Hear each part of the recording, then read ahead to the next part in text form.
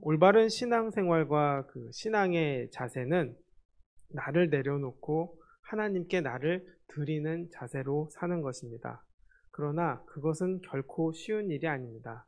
나를 내려놓는 것이 쉬운 일이 아니고 또 내가 하나님께 드려지는 것도 쉬운 일이 아닙니다. 그렇기 때문에 나를 인정하지 않고 하나님을 인정하는 것이 쉽지 않습니다. 그래서 소유에 대해서도 마찬가지라고 생각합니다. 내 것이 없고 하나님의 것임을 인정하는 것이 중요하다는 것이죠. 어몽길 대장이 세계 최초로 해발 8,000m 이상의 산악 19자에 완등했을 때 사람들은 묻습니다. 어떻게 그 산봉우리를 16개나 정복하실 수 있었습니까? 이렇게 물어보면 어몽길 대장님이 이렇게 이야기를 합니다. 산을 내가 정복한 것이 아닙니다. 산이 잠시 머물 수 있게 해준 것 뿐이라고 대답합니다. 완등은 했지만 올라간 것 뿐이고 정복이 아니라는 것입니다. 산을 올라갔다고 해서 그 꼭대기에 내가 살 수 없기 때문이고 또 내 것도 아니기 때문입니다. 물질도 마찬가지라고 생각합니다. 내가 소유한 것 같지만 내 것이 아니라는 것이죠. 모든 것은 하나님의 것이라는 것입니다. 하나님, 재산이나 토지, 또 심지어 내가 책임져야 하는 가족도 마찬가지입니다. 잠시 맡겨진 것이지 내 것처럼 생각해서도 안 되고 또 그렇게 살아서도 안 되는 것입니다.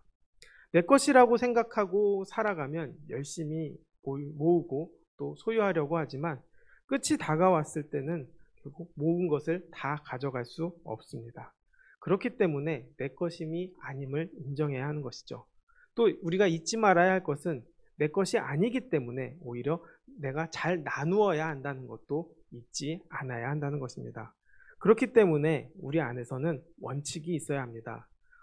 분배의 원칙이 없으면 계속 가질수록 불행해지기 때문입니다. 원칙을 가지고 일을 시작하면 나중에 싸울 일이 적어집니다. 우리가 동업을 할 때 어려운 이유가 시작할 때는 좋은데 소유가 많아지면 모두가 원수지간이 됩니다. 그렇기 때문에 하나님은 우리가 살아가면서 나눌 때도 원칙을 가지고 나누기를 원하신다는 거죠.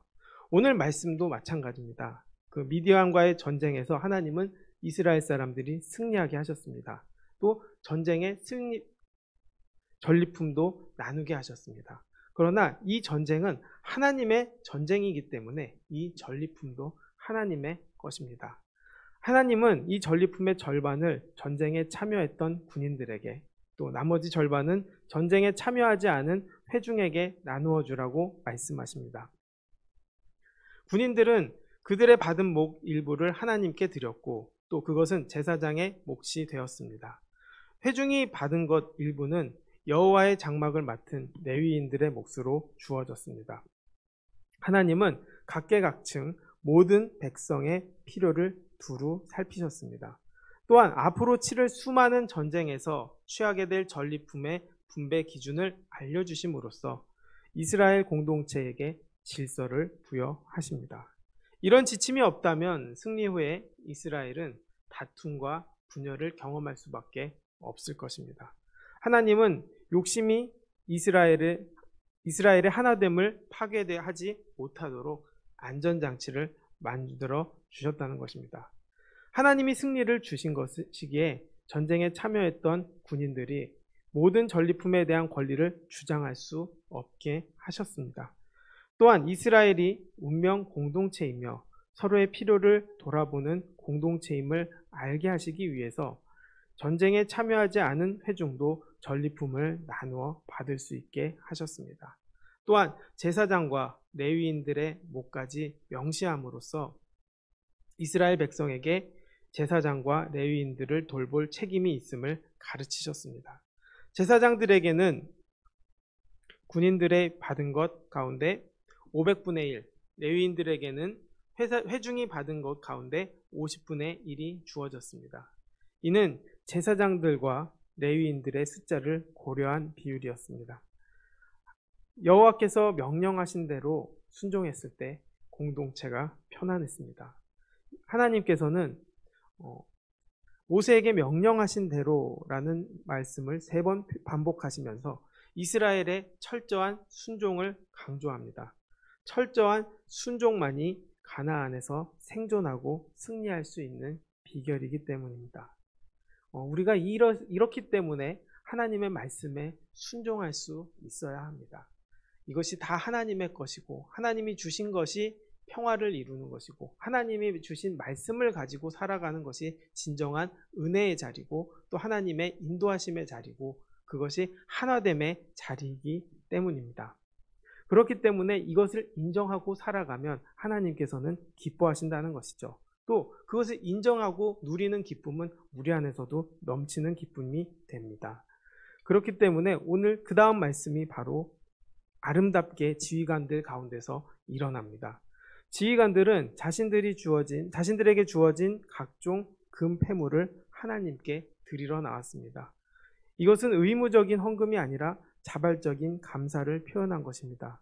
그들의 감사는 미디안과의 전쟁에서 단 한 사람의 희생자도 없이 모두가 무사히 돌아온 것에 대한 것입니다.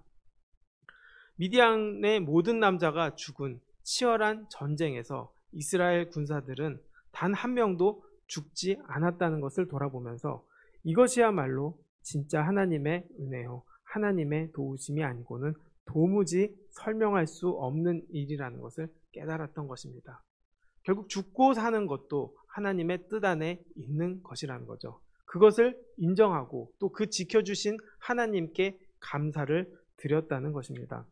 군대 지휘관들이 자신들에게 속한 군사들을 일일이 계수하면서 한 사람의 희생자도 나지 않았다는 것을 직접 확인했을 때 그 감격은 이루 말할 수 없었을 것입니다.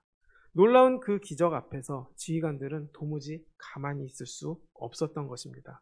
이미 전리품의 500분의 1을 하나님께 드리기는 했지만 그것으로는 턱없이 부족함을 느낀 것입니다. 50분의 1이 의무였다면 그들이 바친 폐물들은 하나님께 대한 진정한 감사 예물이었습니다. 지휘관들은 자신들과 부하들의 생명을 지켜주신 하나님께 가장 아름답고 자발적인 감사를 드린 것입니다. 하나님이 이 예물을 기쁘게 받으셨음은 우리가 의심할 여지가 없습니다. 마음을 다해 감사하는 것은 언제나 하나님을 기쁘시게 하기 때문에 하나님은 감사하는 지휘관들의 마음을 금폐물보다 먼저 받으시고 더 귀하게 보셨을 것입니다. 우리의 신앙의 고백이 무엇일까요? 결국 내 것은 없고 하나님의 것을 인정하는 것입니다. 또 나를 인도하시고 지켜주시고 또 함께 하시는 분이 하나님이라는 것을 우리가 안다면 우리의 마음에 평안과 기쁨이 넘치게 될 것입니다. 또 이 땅에서 우리는 자유롭게 살아갈 수 있게 된다는 것이죠. 또 그 자유는 그저 내가 받은 것에만 누리는 자유가 아니라 나누는 것을 통해 더욱더 행복하게 하는 자유가 된다는 것입니다.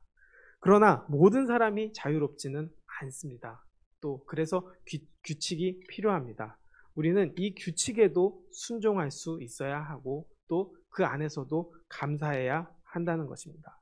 중요한 것은 그 모든 것이 하나님께서 나오는 것을 인정하고 또 살고 죽는 것 역시도 하나님께 있음을 잊지 않고 그 감사함으로 살아가는 저와 여러분이 되기를 주님의 이름으로 축원하겠습니다. 기도하겠습니다. 사랑과 은혜가 많으신 아버지, 모든 것을 인도하시고 모든 것을 역사하시고 또 모든 것을 주장하심에 감사합니다. 우리의 삶 속에서 그것을 인정하고 살아갈 수 있게 도와주시고 또 그 안에서 우리가 자유를 누리고 기쁨을 누리고 나눔을 누리고 또 하나님의 사랑을 전할 수 있는 우리 모두가 될 수 있게 주님 함께하여 주시옵소서. 모든 영광 주님께 돌리며 예수님의 이름으로 기도드렸습니다. 아멘.